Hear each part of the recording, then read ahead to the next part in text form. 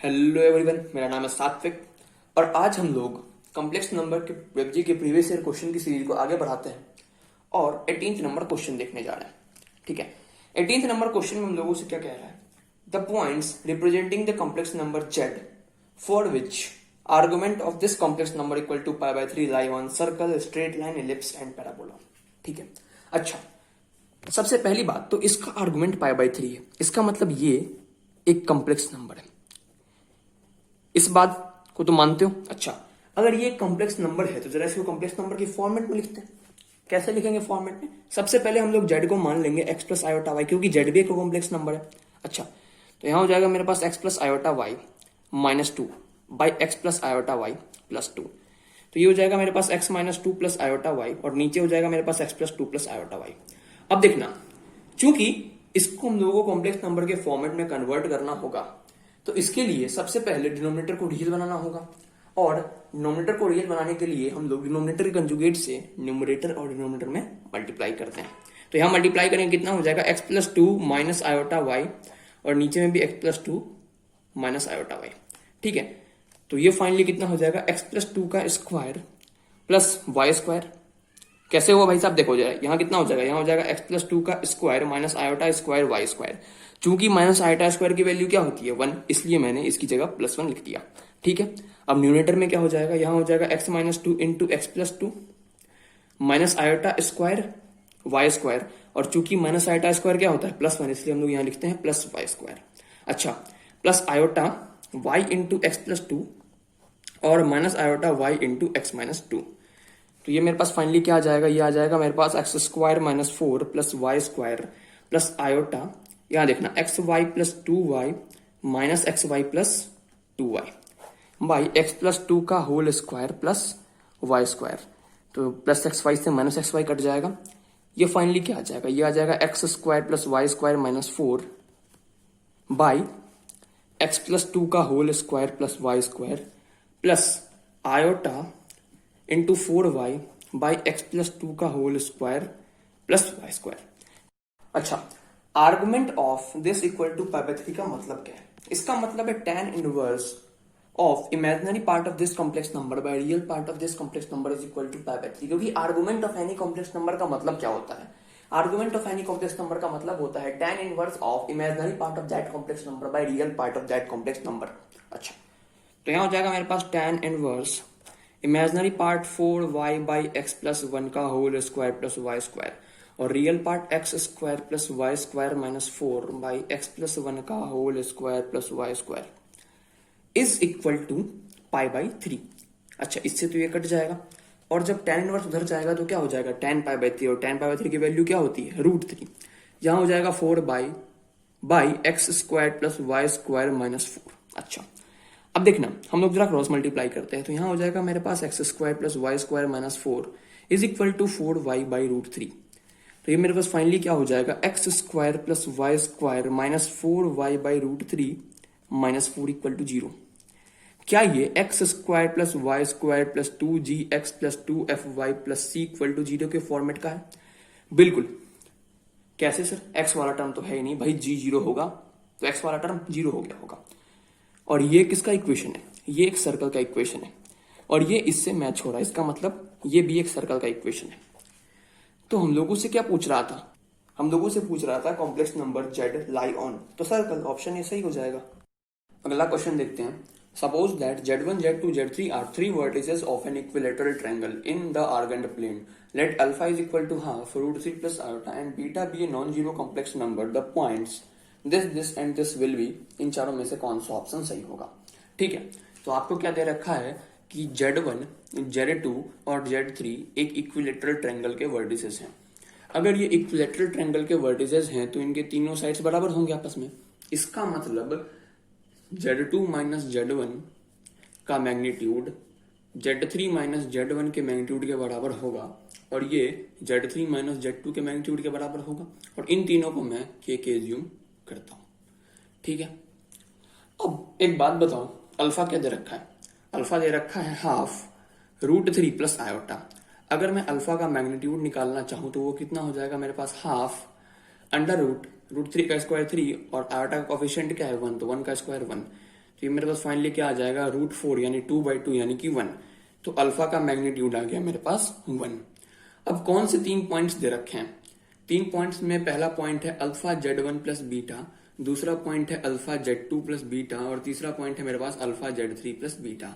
इसको मैं ए बोलता हूं, इसको मैं बी बोलता हूं और इसको मैं सी बोलता हूं। अच्छा, एक काम करो, जरा ए बी निकालो। अगर ये एक ट्रायंगल के वर्टिसेस हैं तो ए बी कैसे निकालूंगा मैं? ए बी निकालूंगा भाई alpha Z2 plus beta minus alpha Z1 plus beta से, ऐसे ही निकालूंगा ना।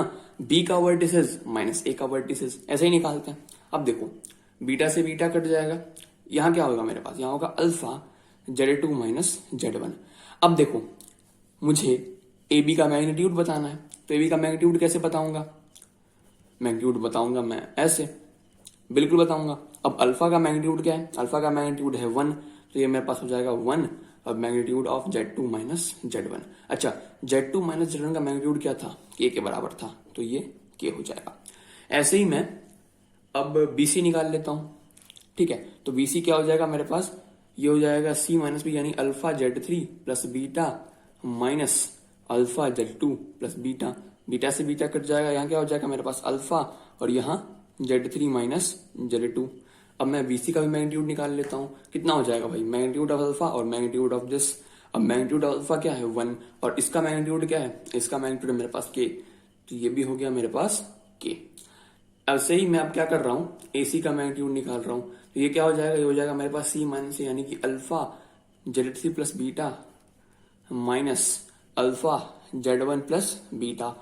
देखो, तो ये मेरे पास फाइनली क्या होगा, बीटा से बीटा कटने के बाद अल्फा Z3 माइनस Z1।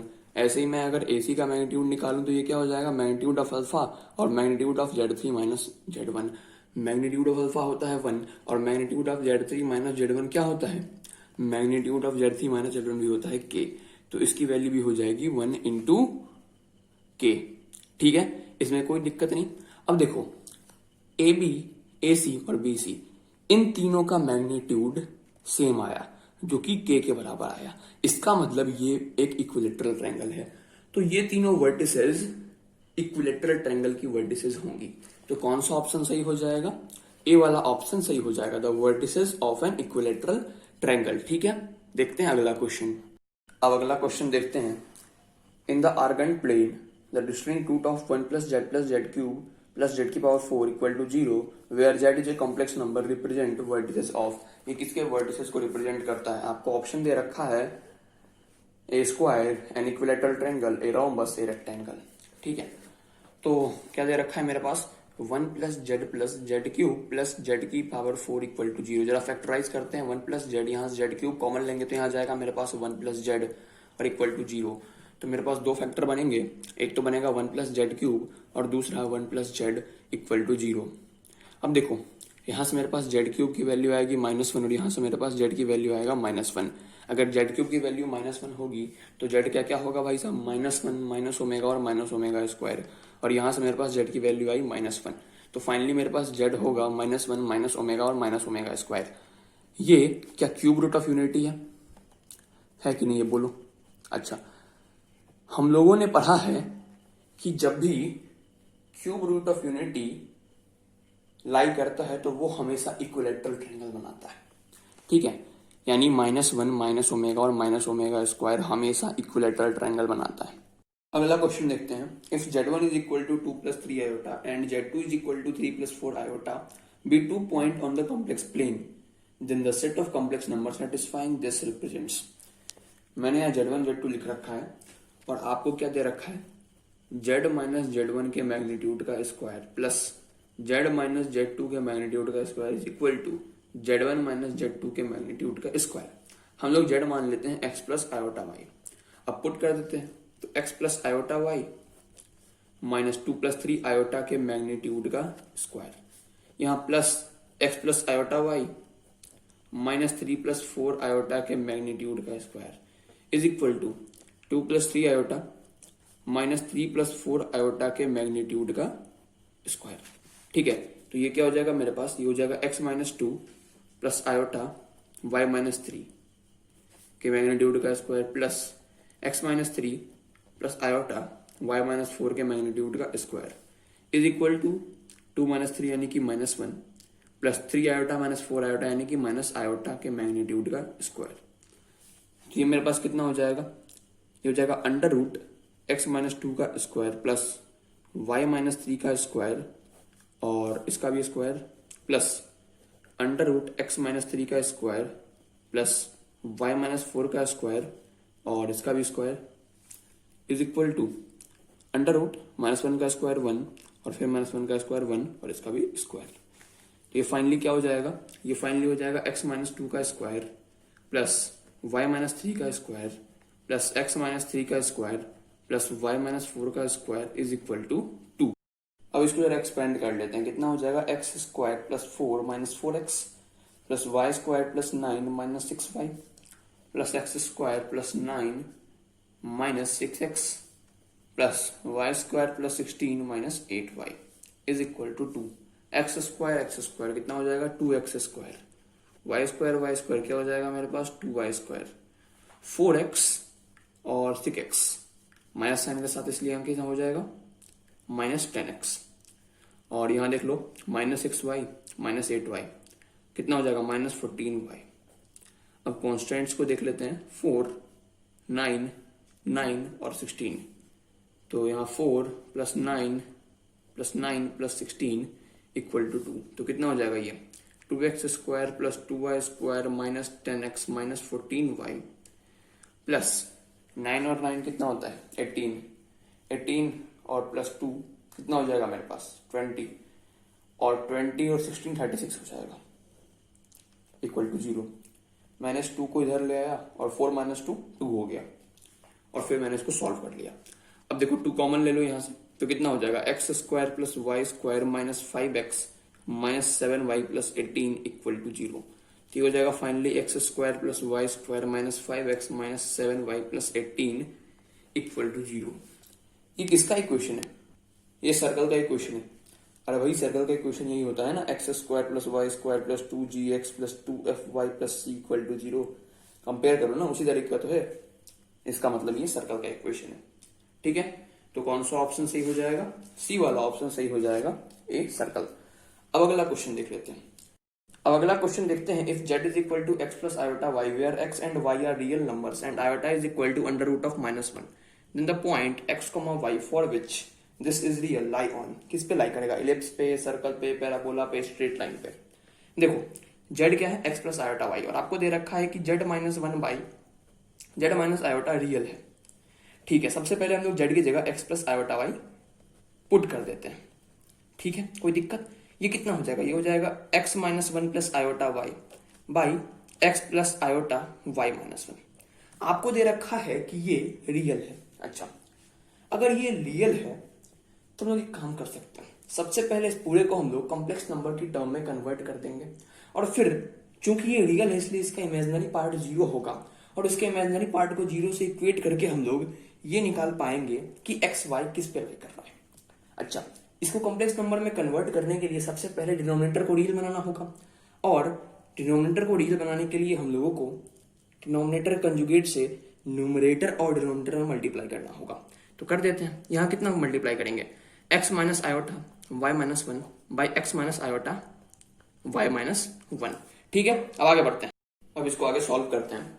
यहाँ कितना हो जाएगा मेरे पास, x minus one into x minus iota square y into y minus one plus iota x y और minus iota x minus one into y minus one और डिनोमिनेटर में मेरे पास हो जाएगा x square minus iota square y minus one का whole square.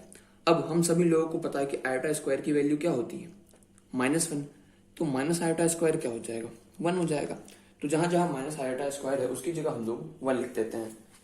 तो यहाँ हो जाएगा मेरे पास x minus one into x plus y into y minus one plus iota common x y minus x minus one into y minus one और denominator में मेरे पास क्या हो जाएगा, x square plus y minus one का whole square. तो इसको हम लोग ऐसे लिखते हैं अलग अलग करके। ठीक है, हम लोगों ने रियल पार्ट और इमेजिनरी पार्ट को अलग अलग लिख लिया। अब देखो, चूंकि ये दे रखा था कि ये रियल है, इसका मतलब इसका इमेजिनरी पार्ट जीरो होगा, मतलब ये वाला पार्ट जीरो होगा।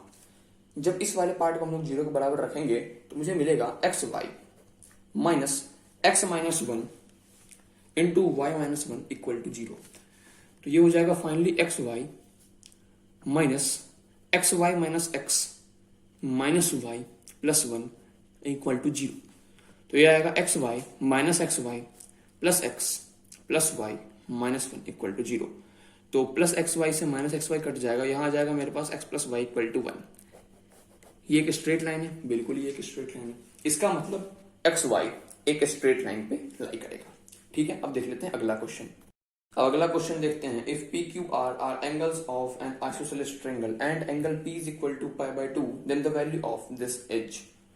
ठीक है, तो आपको दे रखा है कि P Q R isosceles triangle के एंगल्स हैं, जहां पे आपको एंगल पी दे रखा था पाई बाय टू। अगर ये आइसोसेलेस ट्रायंगल है तो एंगल क्यू एंगल आर के बराबर होगा, बिल्कुल होगा।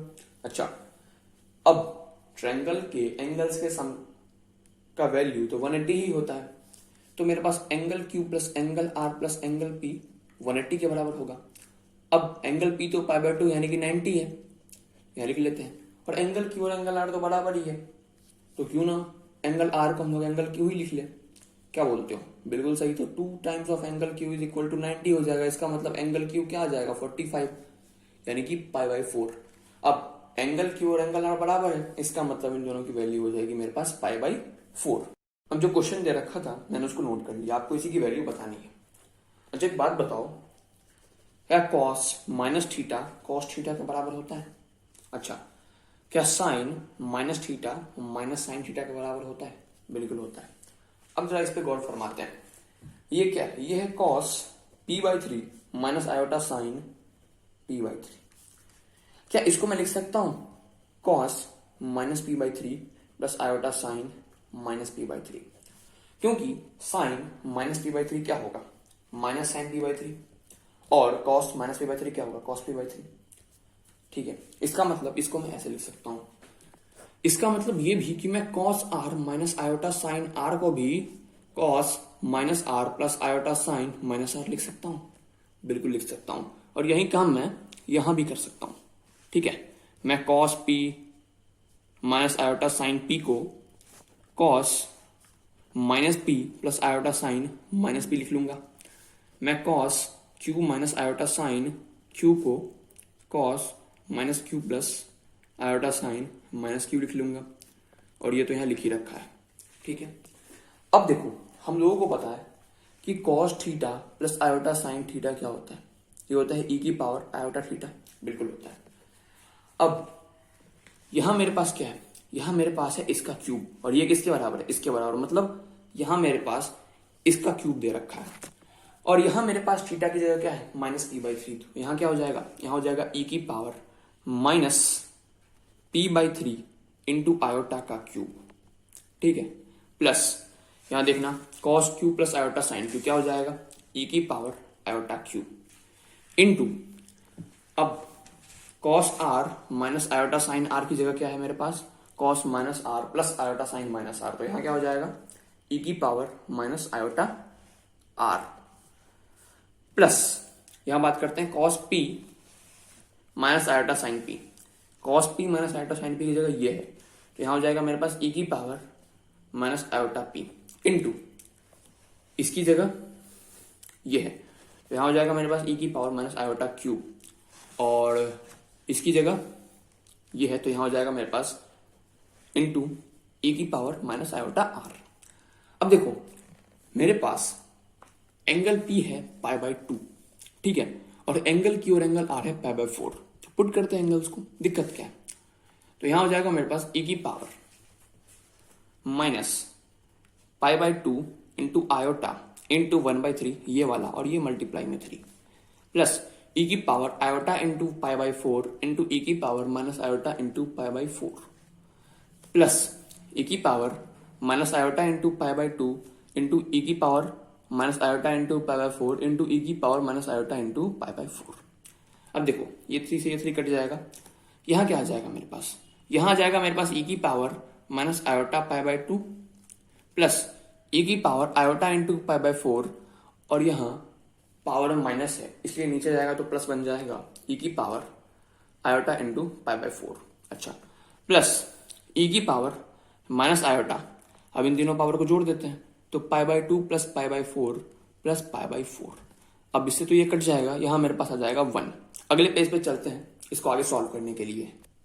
अब ये फाइनली क्या हो जाएगा, ये हो जाएगा e की power minus iota into pi by 2 plus 1 plus e की पावर माइनस आयोटा इंटू पाई। अब हम लोगों को पता है कि e की पावर आयोटा थीटा क्या होता है, cos theta plus iota sine theta. तो यहाँ क्या हो जाएगा, यहाँ हो जाएगा मेरे पास cos minus pi by 2 plus iota sign minus pi by 2 plus 1 plus यहाँ हो जाएगा मेरे पास cos minus pi plus iota sign minus pi. ये हो जाएगा मेरे पास cos pi by 2 minus iota sine pi by 2 plus 1 plus cos pi minus iota sine पाई। अब देखो साइन पाई क्या होता है, जीरो, तो ये मेरे पास टर्म जीरो ही हो जाएगा। कॉस पाई क्या होता है, कॉस पाई होता है -1, इसलिए यहाँ हो जाएगा -1, यहाँ था मेरे पास +1। अब यहाँ देख लेते हैं कॉस पाई बाय 2 क्या होता है, जीरो होता है, और साइन पाई बाय 2 1 होता है। इसका मतलब ये जीरो हो जाएगा और यहाँ हो जाएगा मेरे पास माइनस आयोटा इंटू 1 यानी माइनस आयोटा, +1 से -1 कट जाएगा, फाइनली मेरे पास आंसर आ जाएगा माइनस आयोटा। ठीक है, अब अगला क्वेश्चन देख लेते हैं। The maximum value of magnitude of z when the complex number z satisfies the condition. ठीक है, मैं इस कंडीशन को लिख लेता हूँ, z plus 2 by z equal to 2। अच्छा, एक बात बताओ, तुम लोगों ने कॉम्प्लेक्स नंबर में पढ़ रखा होगा कि magnitude of z 1 plus magnitude of z 2 should be greater than equal to magnitude of z 1 plus z 2, पढ़ा है। अच्छा, मैं यहाँ जेड 1 को एज्यूम करता हूँ जेड प्लस 2 बाई जेड, और मैं जेड 2 को एज्यूम करता हूँ -2 बाई जेड। तो एक बात बताओ, Z1 प्लस Z2 कितना हो जाएगा, ये हो जाएगा मेरे पास Z plus 2 by Z minus 2 by Z. अच्छा, तो प्लस 2 बाई जेड से -2 बाई जेड कट जाएगा और Z1 प्लस Z2 मेरे पास Z आ जाएगा। अब इसको हम लोग यहाँ पुट करते हैं Z1 Z2 और Z1 प्लस Z2 को, तो Z प्लस 2 बाई जेड का मैग्नीट्यूड प्लस -2 बाई जेड का magnitude should be greater than equal to z का मैग्नीट्यूड।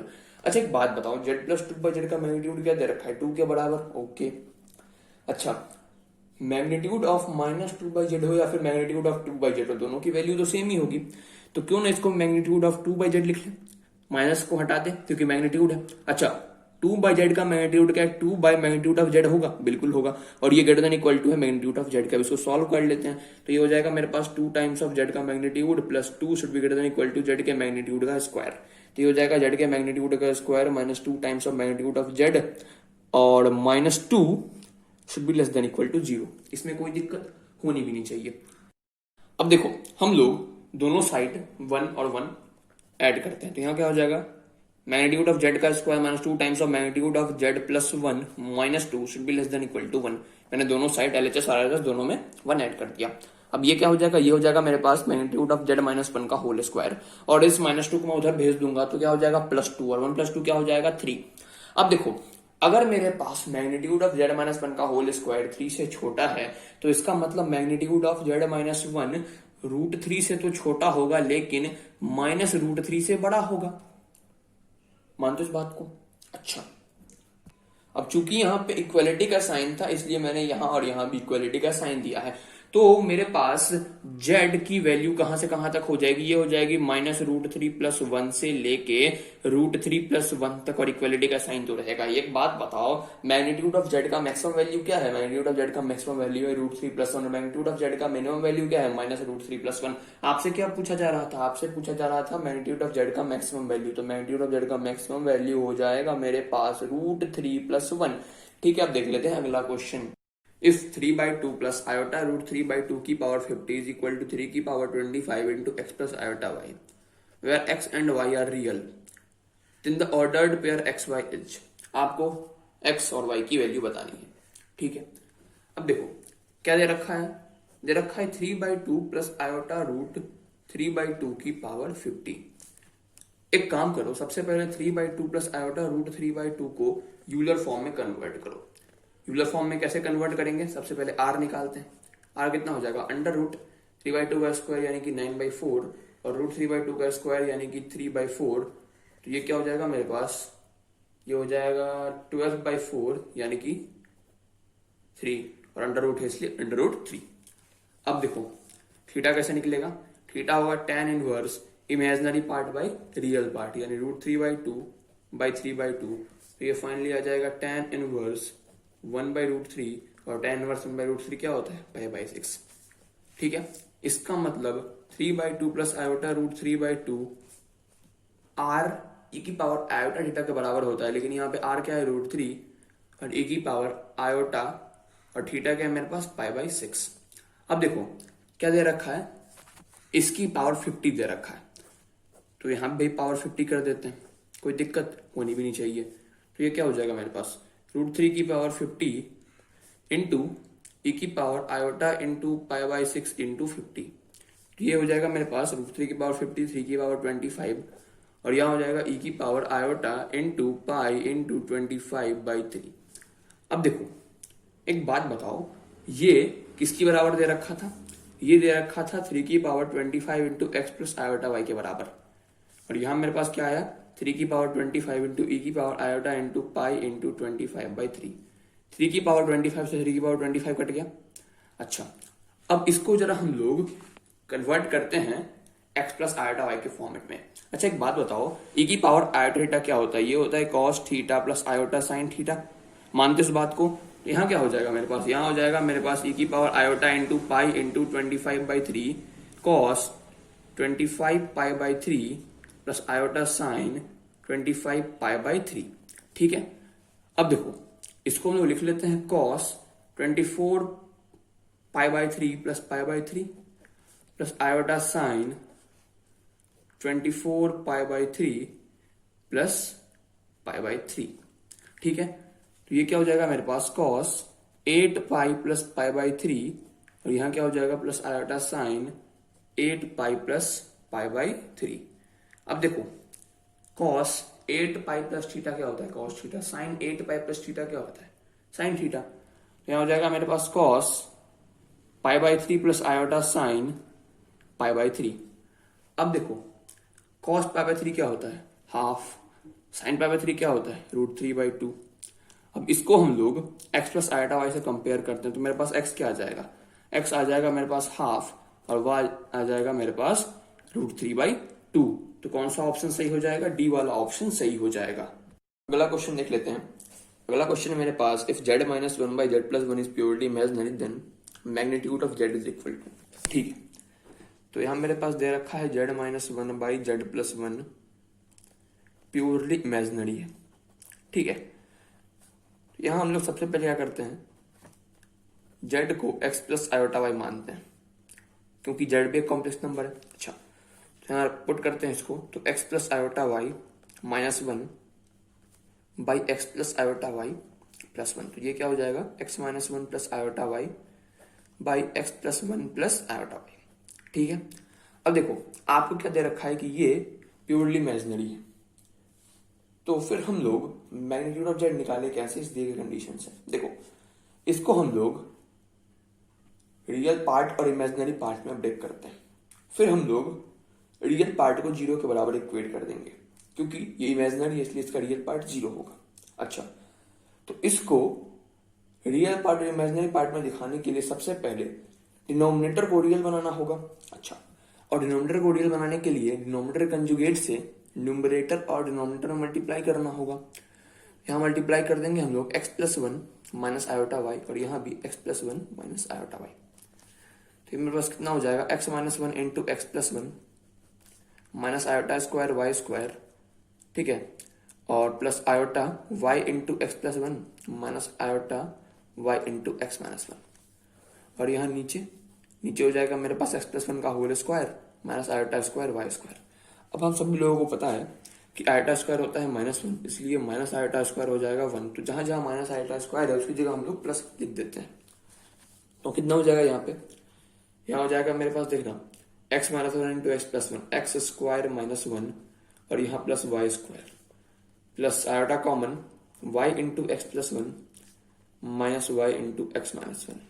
ठीक है, और यहाँ हो जाएगा x+1 का होल स्क्वायर और प्लस वाई स्क्वायर।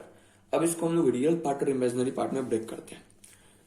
तो रियल पार्ट हो जाएगा मेरे पास x square plus Y square -1 by x+1 का whole square plus Y square plus iota times of imaginary part हो जाएगा मेरे पास देखना y into x plus one minus y into x minus one by x plus one का whole square plus Y square. अब देखो, चूंकि ये प्योरली इमेजिनरी है इसलिए इसका रियल पार्ट क्या होगा, जीरो के बराबर होगा। तो जैसे ही हम लोग इसको जीरो से इक्वेट करेंगे मुझे मिलेगा x square plus Y square minus one equal to zero, क्योंकि ये जीरो से मल्टीप्लाई होकर जीरो ही हो जाएगा। और ये है मेरे पास x square plus Y square equal to one. अब एक बात बताओ कि जेड का मैग्नीट्यूड क्या होगा। जेड का मैग्नीट्यूड होगा under root x square plus Y square. तो अगर हम लोग दोनों साइड स्क्वायरिंग कर दे तो जेड के मैग्नीट्यूड का स्क्वायर हो जाएगा x square plus Y square के बराबर। तो यहाँ हम लोग x square plus Y square की जगह जेड के मैग्नीट्यूड का स्क्वायर लिख दें, जेड के मैग्नीट्यूड का स्क्वायर बराबर वन हो जाएगा। तो इसका मतलब जेड का मैग्नीट्यूड वन हो जाएगा। जेड का मैग्नीट्यूड भाई साहब माइनस वन मत कर देना, क्योंकि मैग्नीट्यूड है कभी निगेटिव नहीं हो सकता, इसलिए जेड का मैग्नीट्यूड वन होगा। और कौन सा ऑप्शन सही हो जाएगा, बी वाला ऑप्शन एकदम सही हो जाएगा।